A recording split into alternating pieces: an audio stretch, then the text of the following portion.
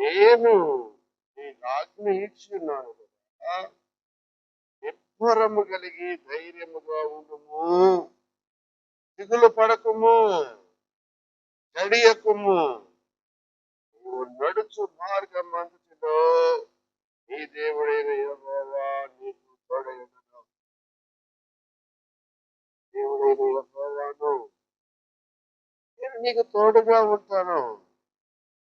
పడద్దు. మోషే చనిపోవద్దు, పడద్దు. ఇశ్రాయేలు ప్రజలు పడద్దు. నీకు తోడుగా ఉంటాను నేను. నిబ్బరము కలిగి ఉండు.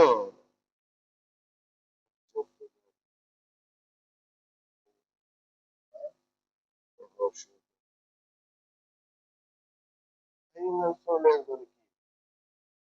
దేవుడు మనకి తోడుగా ఉన్నాడు.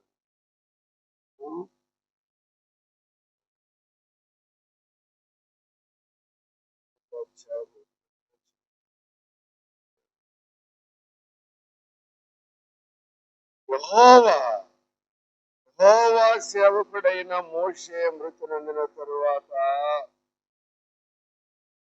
యెహోవా నూను కుమారుడును మోషే పరిచారకుడు అయిన యెహోషువకు ఇలాగు, నా సేవకుడైన మోషే మృతి పొందెను కాబట్టి నీవు లేచి నీవును ఈ జనులందరూ ఈ యోర్దాను నది దాటి నేను ఇశ్రాయేలీయులకు ఇచ్చుచున్న దేశమునకు యోర్దాను దాటి ఆ దేశాన్ని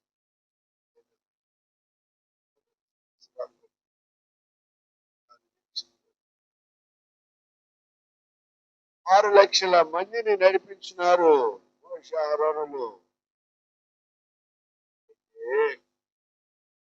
ఈ నది దాటి వెళ్ళిపోవాలా, యోర్దాను నది దాటాలా.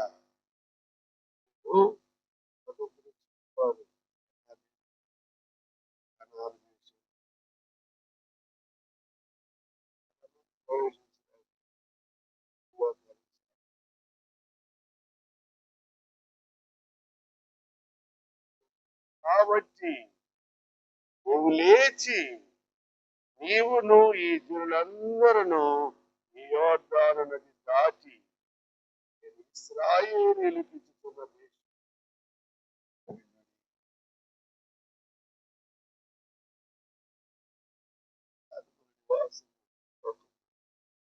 లోకానికి వెళ్ళాలి. మనము చూపించి వెళ్ళాలి. ఆ దేశానికి వెళ్ళాలంటే మనం సిద్ధపడి ఉండాలా. 6 లక్షల మందిని నడిపించారు కదా, 6 లక్షల మంది శేషము మిగిలింది. శేషము ప్రవేశించారు. దేవునికి విధేయులుగా ఉన్నవారు మాత్రమే, భయభక్తులుగా ఉన్నవారు మాత్రమే అనాథలో ప్రవేశించారు. 6 లక్షల మంది శేషము మాత్రమే మిగిలింది. శేషం ప్రవేశించారు. కాబట్టి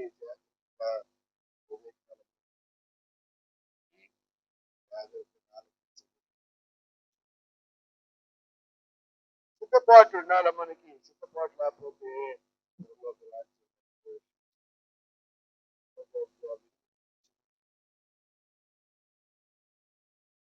ఈ ధర్మశాస్త్ర గ్రంథమును నీవు బోధింపక తప్పిపోకూడదు.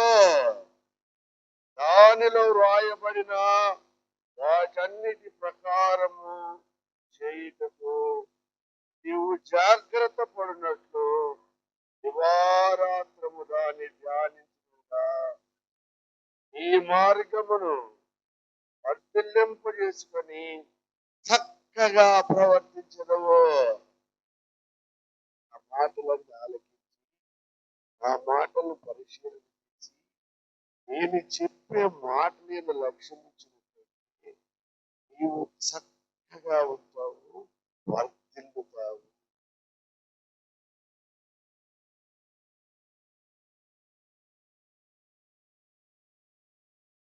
ధర్మశాస్త్ర గ్రంథమును నీవు బోధింపక తప్పిపోకూడదు. పిల్లలకు బోధించాలా, భర్త భార్య పిల్లలకు బోధించాలి, పొరుగు వారికి బోధించాలి, ఇతరులకు బోధించాలి. నువ్వు తగ్గించుకొని జీవించి బోధించాలి. ఈ ప్రవర్తన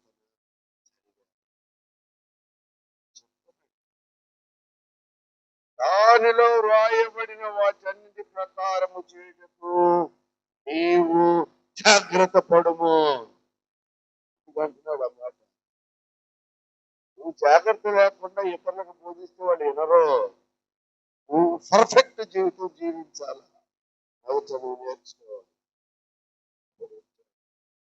ఎవరు విమర్శించారు?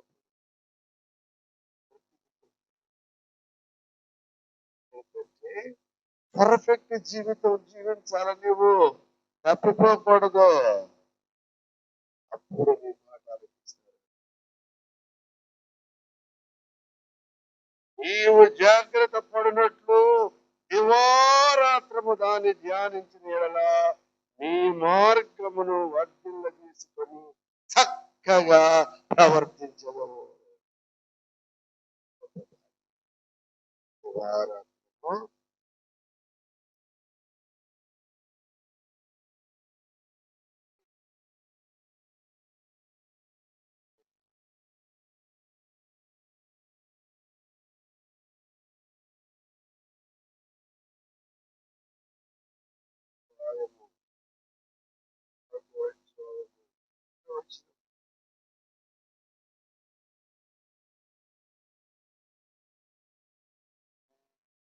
యెహోవా ధర్మశాస్త్రమునందు ఆనందించుచు దివారాత్రము దానిని ధ్యానించువాడు ధన్యుడు.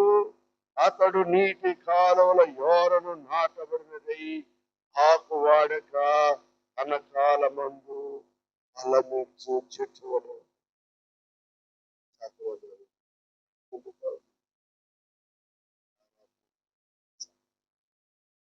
ఆయన ఆజ్ఞలకు పోబడి ఆయన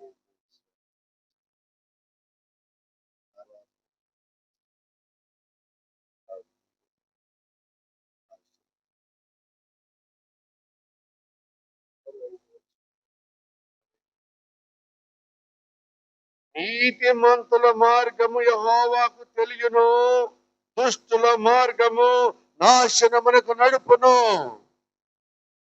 నీతిమంతుల మార్గము యెహోవాకు తెలుసు. నేను ఎలాంటి వాడినో, నువ్వు ఎలాంటి మనిషివో అందరి గురించి తెలుసు ఆయనకి. దుష్టుల మార్గం తెలుసు.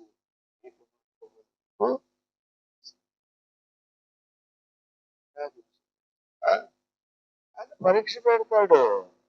ఆ పరీక్షలో నువ్వు పాస్ అవ్వాలి. ఆయన మార్గం ఏర్పరుస్తాడు. ఆ మార్గంలో నడుస్తావు. ఏ మార్గంలో నడుస్తున్నావు అనేది ఆయన చూపిస్తాడు. నువ్వు మార్గం వేరుగా ఉంటుంది.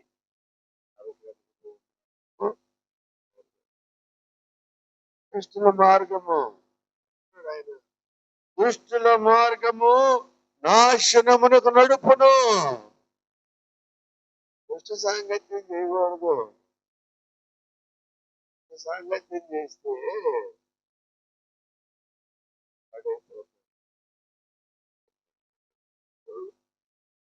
దుష్టుల ఆలోచన చొప్పున నడవక, పాపుల మార్గమును నిలవక, అపహాసులు కూర్చుండక యెహోవా ధర్మశాస్త్రము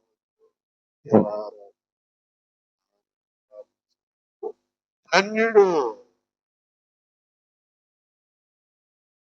మంతుల మార్గంలో ఉండాలి మనము. నీకు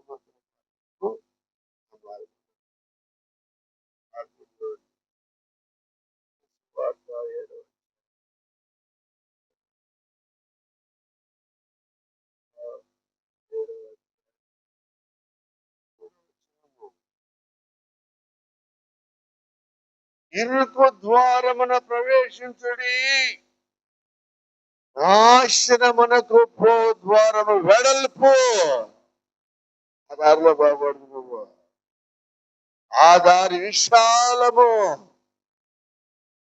దాని ద్వారా ప్రవేశించువారు అనేకులు చనిపోతారు. అందులో మరణం ఉంది, అపాయం. ఇరుకు ద్వారము నీకు మధ్యలో మార్గం, విశాలమైన మార్గము వెడల్పుగా ఉంటుంది. అది మరణం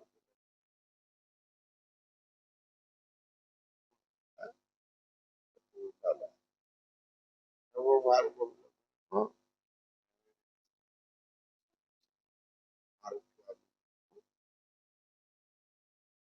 అంతేగాని మన ఇష్ట ప్రకారం ఎలా పెడతారనిపిస్తే అపాయం.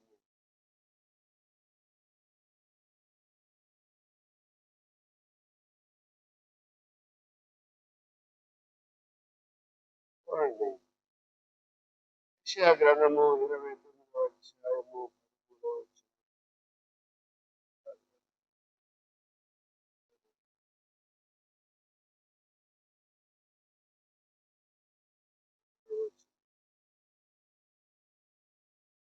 ప్రభువు ఇలాగ సెలవిస్తున్నాడు, ఈ ప్రజలు నోటి మాటతో నా యొద్దకు వచ్చుచున్నారు, పెదవులతో నన్ను కనపరుచుచున్నారు గాని తమ హృదయమును నాకు దూరముగా చేసుకొని అన్నారు. హృదయం గురించి చెప్పాడు ఆయన. అనేక మార్లు చెప్తాడు. ఒకసారి కాదు, 2 సార్లు కాదు, 3 సార్లు కాదు, 4 సార్లు కాదు, వందల సార్లు, వేల సార్లు చెప్పినాడు. హృదయము హృదయము హృదయము హృదయము హృదయము హృదయం గురించి చెప్తున్నాడు.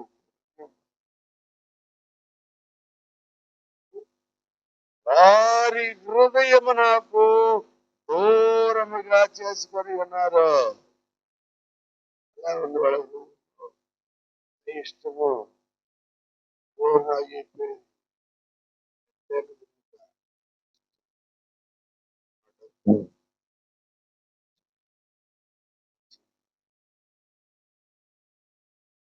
నా శరీరం ఇష్టము వ్యతిరేకంగా మాట్లాడతారు. హృదయం చెప్తున్నాడు, హృదయం జాగ్రత్తగా ఉండాలి. నువ్వు హృదయం జాగ్రత్త పెట్టుకో. చీకటి బలపడకూడదు. సువార్త 5వ అధ్యాయం 7వ వచనము.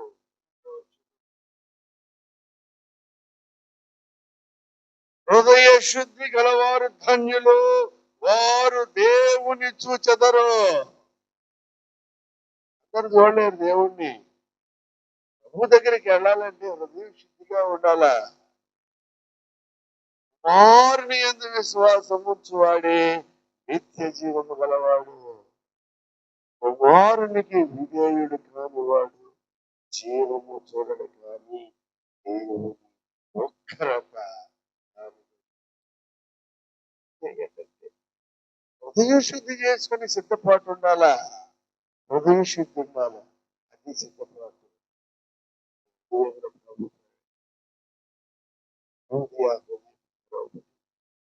అపోస్తల ప్రార్థన స్త్రీదైన పట్టణస్థురాలు ఆమె హృదయం తెరిచినాడు దేవుడు. భయ భక్తితో ఆమె అపోస్తల ప్రార్థన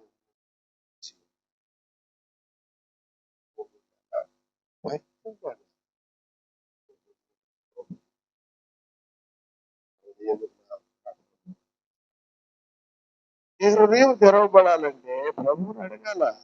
ప్రభువా నా హృదయం తెరిచాడు,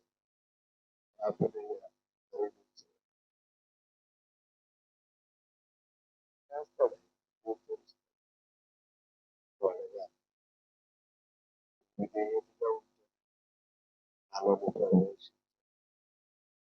నా హృదయంలో ఉన్న చీకటినంతా తొలగించేయండి,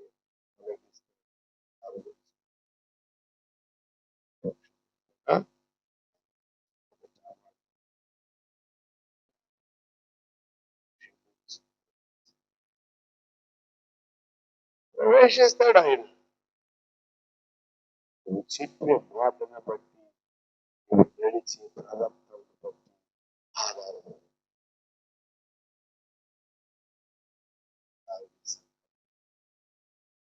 ప్రవర్తన మాట తీరు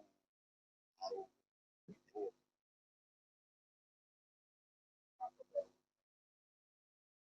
ప్రవర్తన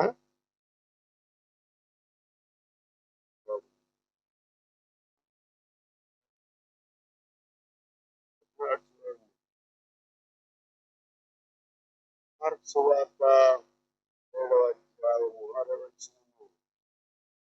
మార్కు సువార్త 7వ అధ్యాయము 6వ వచనం. అదే మాట చెప్తున్నాడు మళ్ళా ఆయన. అందుకాయన వారికి ఇలాగూ చెప్పాను, ఈ ప్రజలు పెదవులతో నన్ను కనపరచుదురు గాని వారి హృదయమును నాకు దూరముగా ఉన్నది. వారు మానవులు కల్పించిన పద్ధతులు దేవోపదేశములని బోధించుచు నన్ను వ్యర్థముగా ఆరాధించుదురు. హృదయం గురించి మాట్లాడుతున్నాడు. ఏ పనులు చేసిన వ్యర్థము. హృదయ శుద్ధి ఉండాలా. ఏ మనుషులు కనిపించే పద్ధతిలో నేను నూనె డబ్బాలు ఇచ్చాను, బియ్యం బస్తాలు ఇచ్చాను, కందిపప్పు డబ్బాలు ఇచ్చాను. హృదయ శుద్ధి ఉంటేనే పరలోకం. భూలోకంలో ఇస్తావు. ఇచ్చిన మళ్ళీ నీకు ఒక డబ్బా ఇస్తే 1000 డబ్బాలు నూనె ఇస్తావు. ఏం చేసుకుంటా? భూలోకానికి పరిమితం. రూపాయి కానుకేస్తే నీకు 1,00,000 రూపాయలు ఇస్తాడు దేవుడు. ఏం చేసుకుంటా? భూలోకానికి. పరలోక రాజ్యం పోవాలంటే హృదయ శుద్ధి ఉండాలి. లోక రాజ్యం పోవాలంటే హృదయ శుద్ధి ఉండాలి. నీకేం చెప్తున్నాడు? హృదయ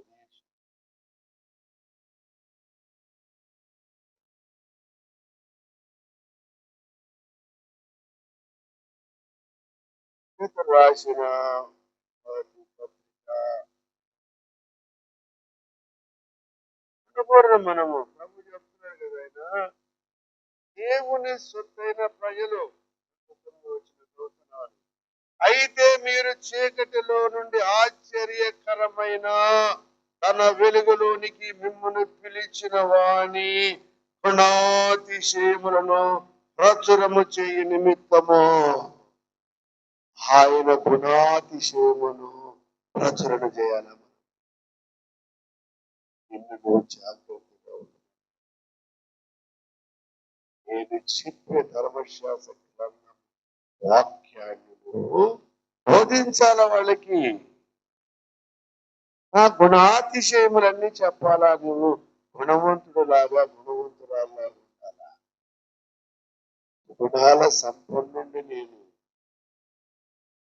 ఆ గుణాతిశయము నువ్వు ప్రచురించాలా, ఇతరులకు బోధించాలి. ఏర్పరచబడిన వంశమును, ఏర్పరచబడిన వంశములాగా ఉండాల నువ్వు. ప్రభు అన్నాడు, తన వారి కొరకు యేసు వచ్చెను, నా గొర్రెలు నా స్వరం. ఏర్పరచబడాలా, ఏర్పాటు చేసుకోవాలా. దేవుడు నిన్ను ఏర్పరచబడిన వంశములోనూ ఉండాలా. ఆ వంశంలోనూ ఉండాలంటే ఆ వంశం ఎలా ఉంటుంది? పరిశుద్ధులను నీతిమంతుల వాళ్ళు. ఏర్పరచబడిన వంశం అంటే పరిశుద్ధులు నీతిమంతులు. ఆ గుంపులో ఉండాలి. వారిలో ఉండాలి. ఏర్పరచబడిన సపరేట్ పీపుల్, సపరేట్ గా ఉండాలి. నువ్వు దేవునికి ఇష్టరాలుగా సపరేట్, దేవునికి ఇష్టరాలుగా జీవించాలి. ఏర్పరచబడిన వంశం, రాజులైన యాజక సమూహమును, పరిశుద్ధ జనమును, దేవుని సొత్తైన ప్రజలనై ఉన్నారు. ఎవరి సొత్తు? మనము దేవుని సొత్తు. ఆయన ప్రజలమై ఉన్నాం. మనము ఏర్పరచబడిన వంశములో ఉండాలి. మనము యాజక సమూహములో ఉండాలి మనం. అది ఆయన రాజ్యం. ఆయన రాజ్యం వారసులుగా, ఆయన రాజ్య వారసులుగా ఉండాలంటే ప్రత్యేకత ఉండాల, నీలో గుణాతిశయం ఉండాలా, తగ్గించుకోవాలా, ఆరు మనసు పొందాలా, పాపక్షమాపణ ఆరు మనసు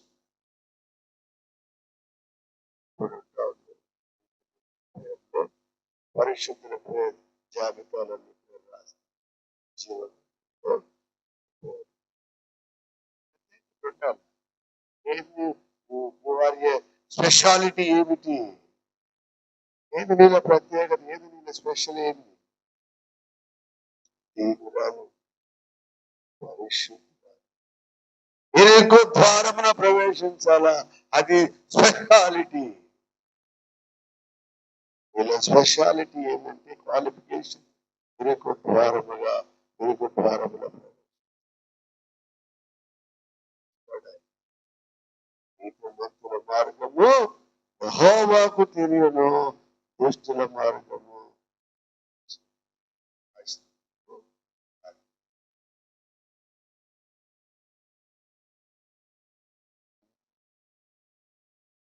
ఏప్రిల్ రాసిన పత్రిక 12వ అధ్యాయము 22 రాసిన పత్రిక 12వ అధ్యాయము. ఇప్పుడైతే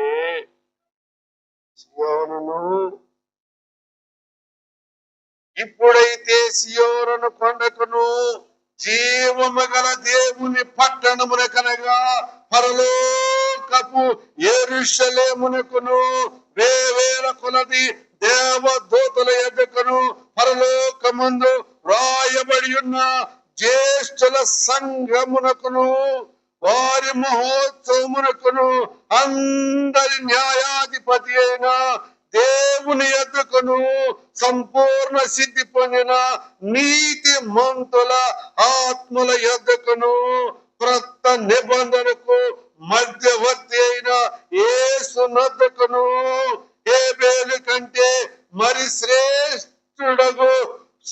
శ్రేష్టముగా పలుకు ప్రోక్షణ రక్తమునకును మీరు వచ్చి ఉన్నారు. అలా హేబేలు తెలుసా మీకు? భూలోకంలో మొదటి గొర్రెలు కాసిన హేబేలే మొదటి కాదు. తర్వాత వేసుకోబడి వచ్చాడు గొర్రెల కొరకు. నీతిమంతుడు చంపేసేసాడు.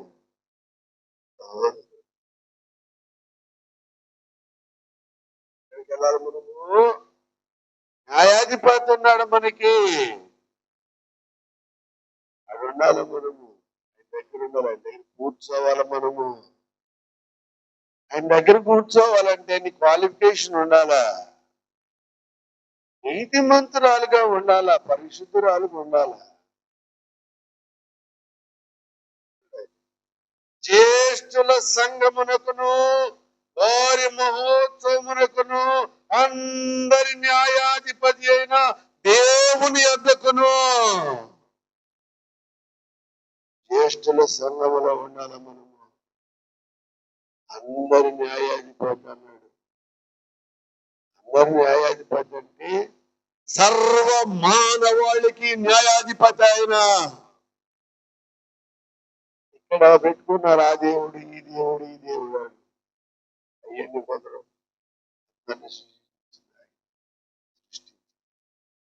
నిలబడాలి. నీతిమంతులైతే సభలో మనం కూర్చుంటాం. అర్హత సంపాదించాలి, కూర్చునే అర్హత. అర్హత ఉండాలంటే ఆరు మనసు ఉండాలి. అపక్షంగా వేవేల కొలది దేవదూతల యొద్దకును పరలోకమందు వ్రాయబడి ఉన్న జ్యేష్ఠుల సంఘమునకును. వార్డు కౌన్సిలర్, ఎమ్మెల్యేడు, ఎంపీ అడుగు ఎడపొచ్చేది పనికిరావు. ప్రభువుని గెలవాలంటే వీళ్ళనే మీరు గెలవలేదు. ప్రభువుని గెలవాలంటే ఇరుకు ద్వారం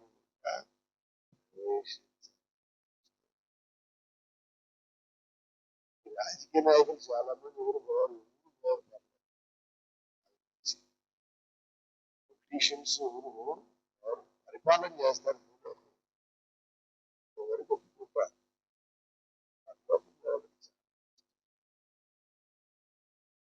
మనం పోగలం పర్లేదు. పేదలైన మీరు ధన్యులు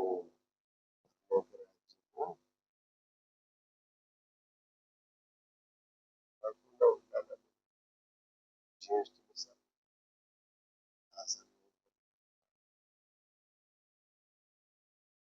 వచ్చాము వచ్చినారు.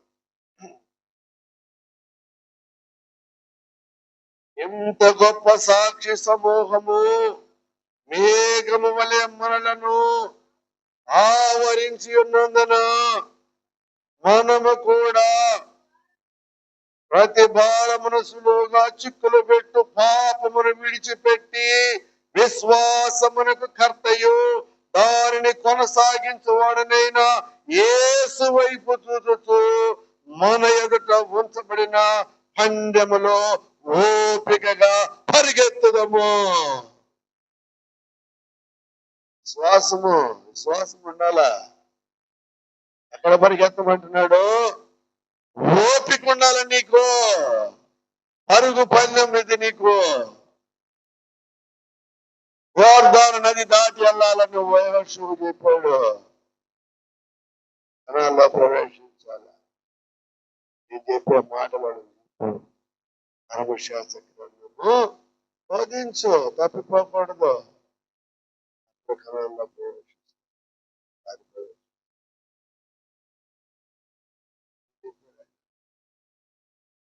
విశ్వాసమునకు కర్త అయిన విశ్వాసం ఉంచాలి. నువ్వు ప్రభు యందు విశ్వాసం ఉంటే పరలోకం తీసుకొని వెళ్తాడు ఆయన. విశ్వాసం లేకుండా పోలేవు. ప్రభు అని కళ్ళు మూసుకొని ఆమె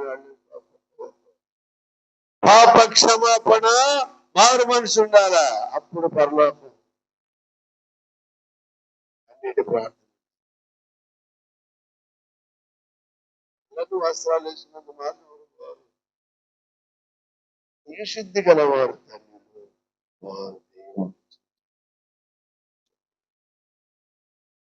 ఏమన్నాడు? సులువుగా చిక్కులు పెట్టు పాపమును విడిచిపెట్టి విశ్వాసమునకు కర్తయు దానిని కొనసాగించువాడైనా యేసు వైపు చూచుచు మన ఎదుట ఉంచబడిన పందెముతో ఓపికతో పరిగెత్తుదము. ఎక్కడ పరిగెత్తాలా? ఇరుకు ద్వారములో ప్రవేశించాలా, అక్కడ పరిగెత్తాలా. అది పరుగు పందెం అంటే. పరుగు పందెం అంటే ఏంది? ఇరుకు అంటే శ్రమలు వస్తాయి, నీకు కష్టము నష్టం వస్తుంది. ఉమ్మేస్తారు నీ మీద, దుష్టురాలంటారు, అబండాలు వేస్తారు, అన్యాయముగా మాట్లాడతారు, ఉచితముగా కొడతారు, నిన్ను అపనిందలు వేస్తారు, అనేక రకాల ఇబ్బందులు పెడతారు మానవులు. నిన్ను ఓపిక కలిగి విశ్వాసం దానిని కొనసాగించువాడి వైపు చూడాలి. బుద్ధేరు వదిసి బుద్ధి నిన్ను బుద్ధి ద్వారా ప్రవచించమన్నాడు. మేషరాయి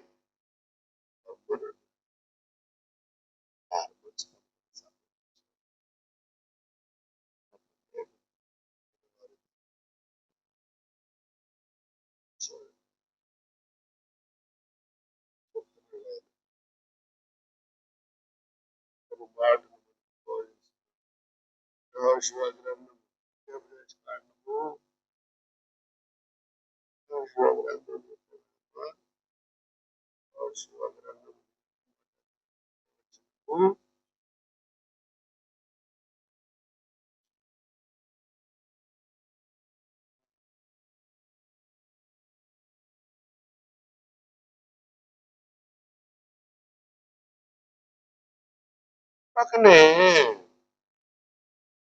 యెహోషువ గ్రంథం 9వ పక్కనే ద్వితీయోపదేశకాండము 32వ అధ్యాయము 1వ వచనము 32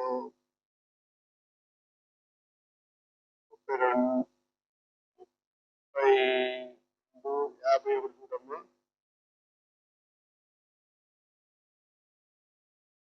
అమ్మా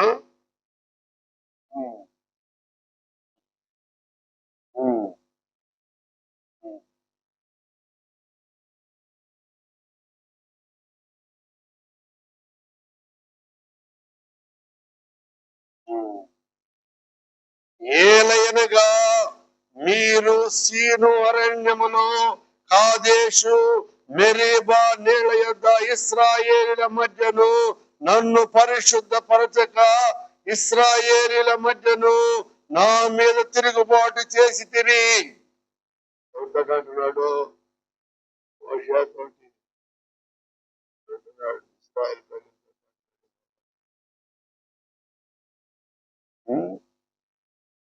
తర్వాత ఏమన్నాడు? ఎదురుగా ఆ దేశమును చూచెదవు గాని నేను ఇశ్రాయేలుకి ఇచ్చుచున్న ఆ దేశమును నువ్వు ప్రవేశింపవు. అంటే గణపరచాలి, మీరు నన్ను గణపరచాల, ప్రజలకు నా గురించి నువ్వు బోధించాల.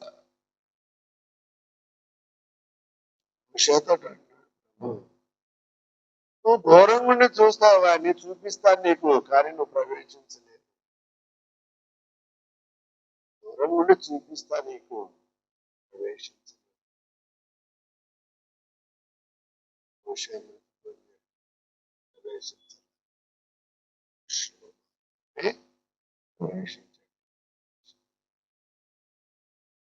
గణపరచాల, దేవుని గణపరచాల, భయపరచాల.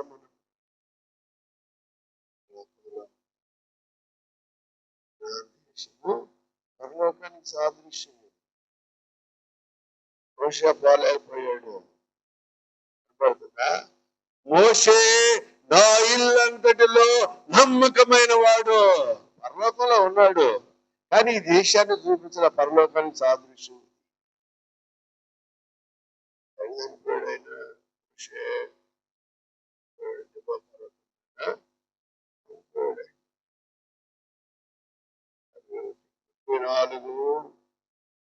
నాలుగవ అధ్యాయము 4-5 వచనాలు. మరియు యెహోవా అతనితో ఇట్లనెను, నీ సంతానమునకు ఇచ్చెదనని అబ్రహాము, ఇస్సాకు, యాకోబులకు నేను ప్రమాణము చేసిన దేశము ఇదే. దేశంలో ప్రవేశించాల. ఎవరు చెప్పి నడిపించమన్నాడు. 6 లక్షల కాల్బలము, 40 సంవత్సరాలు. కొందరిని క్షమించాడు, కొందరిని ఖండించాడు, కొందరు చనిపోయారు. మార్గ మధ్యలో కాలిపోయాడు. శేషము మాత్రమే ప్రవేశించారు. ఏమంటున్నాడు ఆయన? ఉన్నాడు, నీ సంతానమునికి చదినని అబ్రహాము, ఇస్సాకు, యాకోబులకు నేను ప్రమాణము చేసిన దేశము ఇదే. కన్నులారా నిన్ను దాన్ని చూడనిచ్చితిని గాని నీవు నది దాటి అక్కడికి వెళ్ళకూడదు. మోషేకు చెప్పాడు మాట. వెళ్ళడానికి లేదు, నువ్వు ఎక్కడ ఉండాలా? గనపరచలేదు నువ్వు. వాళ్ళు నా మీద తిరుగుబాటు చేశారు, నా గురించి నువ్వు చెప్పాలి కదా. ప్రభువు నాడు నీళ్ళు ఇస్తాడని చెప్పాలి కదా. చెప్పకుండా నువ్వు తిరుగుబాటు చేస్తేనగా. వాళ్ళతో తిరుగుబాటు చేయకూడదు. ప్రజల దెబ్బకు తట్టుకోలేక మౌనులు అయిపోయారు మోషే, అహరోను. అది పాపం వచ్చింది. కానీ మోషేను వదిలిపెట్టాలి. లోకంలో ఉన్నాడు, తిరిగి లేపాడు. లేపి యేసుక్రీస్తు శ్రమలకు ముందు మోషేను ఏలియాను ఇద్దరిని పంపిస్తాడు. నిర్గమము గురించి మాట్లాడుకుంటారు. ముగ్గురు అర్థం చేస్తున్నాడు మీద ఏకాంతముగా ప్రార్థించేటప్పుడు మోషే పునరుత్థానమునకు సాదృశ్యము మోషే. ప్రభువునందు విశ్వాసముంచిన వారు, నమ్మకముగా ఉన్నవారు ఎత్తపడటానికి సాదృశ్యము ఏలియా. హనోకు దేవునితో భూమిపోబడి సజీవుడిగా, ఏలియా సజీవుడిగా.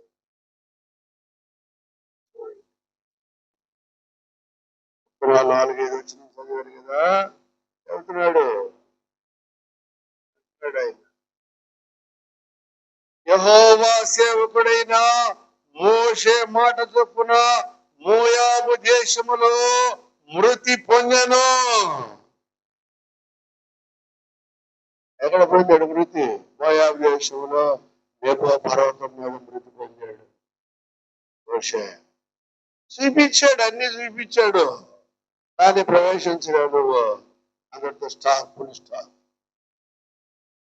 చనిపోయాడు నేబో పర్వతం.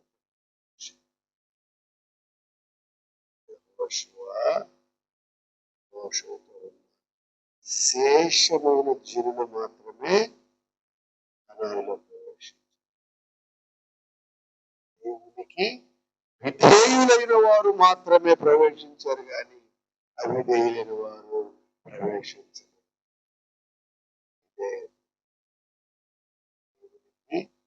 ఇష్టలుగా ఉండాలా? ఎందుకు చెప్పాడు? ఎందుకు వాడలేదు దేవుడు? మోషేను బాగా వాడుకున్నాడు కదా, బాగా పనిచేశాడు. మోషే కంటే మోషే తర్వాత యేసుక్రీస్తుకి వచ్చింది ప్రవక్త. మోషే ప్రవక్త, ఆ తర్వాత క్రీస్తు ప్రభు ప్రవక్తగా వచ్చాడు. ఆ తర్వాత యేసుక్రీస్తు ప్రభు ప్రధాన కాపరి, ఆయన ప్రవక్త.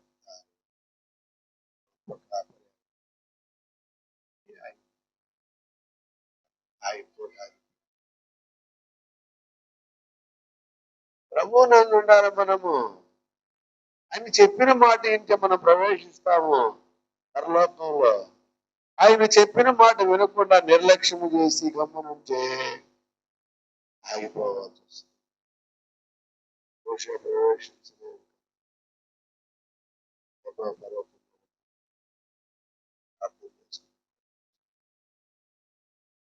మహాపరిశుద్ధుడము జీవము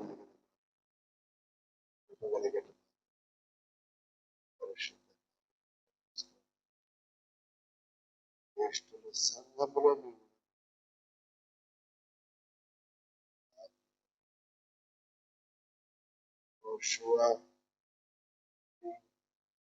శేషమును నడిపించినాడు. కనాను దేశంలో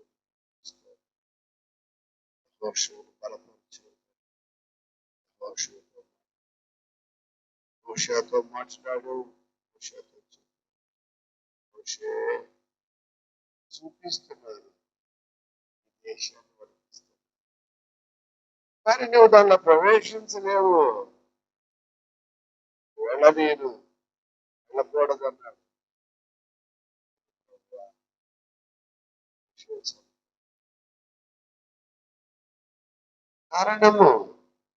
కారణం బయలుపరిచావు తండ్రి.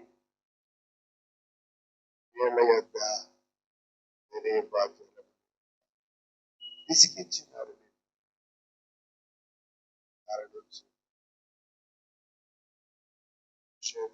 వాడుగా సేవ చేసిన, దాసుడుగా సేవ చేసిన తిరిగి లేపాడు. కుమారుడైన యేసుక్రీస్తు ప్రభు దగ్గర సిలువ వేయుటకు నిర్గమము గురించి మాట్లాడటం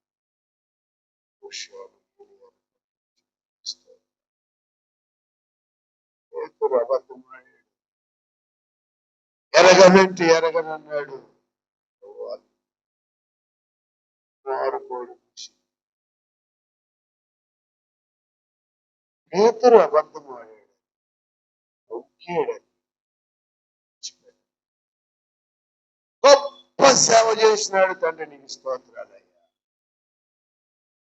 పేతురు తల్ల క్రిందలుగా సినిమా గొప్ప సేవ చేశాడు, సాక్షిగా జీవించాడు.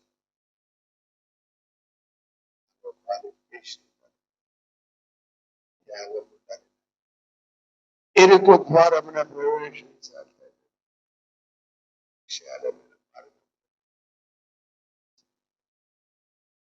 అగ్నిగుండములో ఉంచాము, అగ్నిగుండము నుండి మమ్మల్ని తప్పించండి, సహాయం చేయండి. ఎరుకు ద్వారం ప్రవేశించాలి. మీ ఆత్మతో నింపండి. బిడ్డలు ఎవరు కూడా నశించడానికి మీరు లేదు. ఆ కారణము చేత నాయన ముందుగానే నాయన నీ వాక్యాన్ని బోధిస్తున్నారు. వినిన వారు ధన్యులన్నా. ఇది మరణము నుండి నాయన విడుదల కలిగించి నిత్య రాజ్యంలో ప్రవేశించి విని వారి హృదయమును దూరముగా ఉంచే తండ్రి అపాయం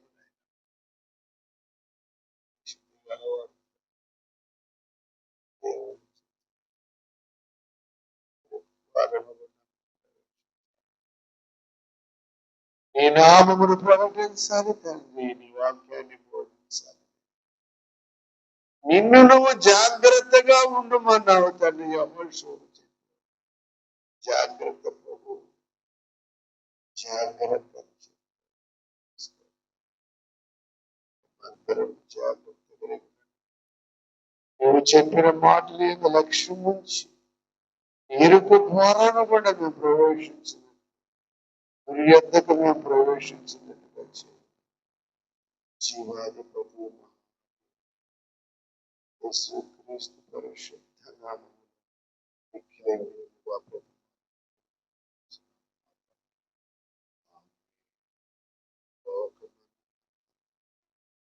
నామం పరిశుద్ధ ఏక దేవుడు